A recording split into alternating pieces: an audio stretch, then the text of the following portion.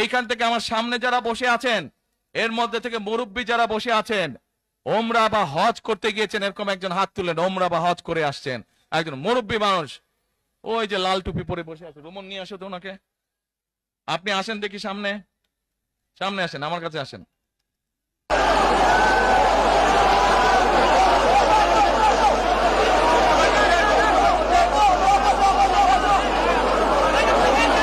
চশমা খুলছে, চশমা খুলছে।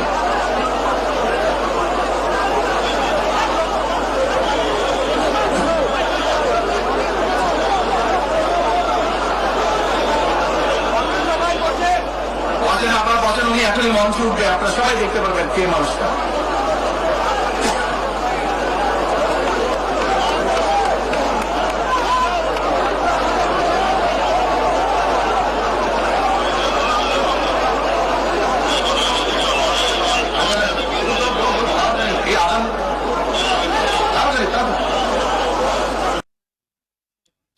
কি নাম আপনার? এটিএম হেলাল।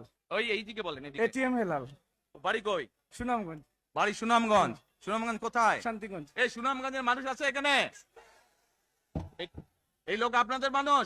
আচ্ছা, এখন বলেন, কবে গেছিলেন আপনি? হজ না উমরায় গেছিলেন? উমরাতে গেছি 16তে, হজে গেছি 17তে। উমরাতে গেছেন 16তে, হজে গেছেন 17। এখন আমাকে বলেন, আপনি তো উমরা হজ করে আসছেন, যে মাইকের সামনে দাঁড়ান। আপনি কাবা শরীফে গেছেন? জি। কাবা শরীফের মালিক কে? আল্লাহ। জোরে বলেন। আল্লাহ। কাবা শরীফের মালিক কে? আল্লাহ। আল্লাহ। আমরা মুসলমান সবাই, এই দিন দুনিয়ার আমরা যে পৃথিবী দেখি, এই পৃথিবীর মালিক কে? আল্লাহ। এই সূর্য নক্ষত্র যা দেখি তার মালিক কে? আল্লাহ। বেহেশতের মালিক কে? আল্লাহ। দোজখের মালিক কে? আল্লাহ। আচ্ছা দাঁড়ান, এবার আপনি বসেন এখানে। আপনারা সকলেই সাক্ষী দিলেন, দোজখের মালিক আল্লাহ, বেহেশতের মালিক আল্লাহ, এই পৃথিবীর মালিক আল্লাহ, কাবার মালিক আল্লাহ। আরে ভাই, যেটার মালিক আল্লাহ সেটা কি অন্য কেউ দেওয়ার ক্ষমতা রাখে? রাখে না। তাহলে কি দাঁড়ালো? নির্বাচনের আগেই একটি দল এই দিব ওই দিব বলছে, টিকিট দিব বলছে না? যেটার মালিক মানুষ না, সেইটার কথা যদি সে বলে, এক শিরকি করা হচ্ছে, হচ্ছে না? যার মালিক আল্লাহ, যার অধিকার শুধু আল্লাহর একমাত্র, সবকিছুর অধিকার উপরে আল্লাহর অধিকার।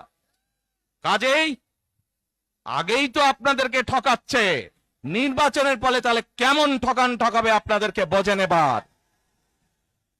শুধু ঠকাচ্ছেই না মানুষকে, যারা মুসলমান তাদেরকে শিরকি করাচ্ছে তারা। নাউজুবিল্লাহ।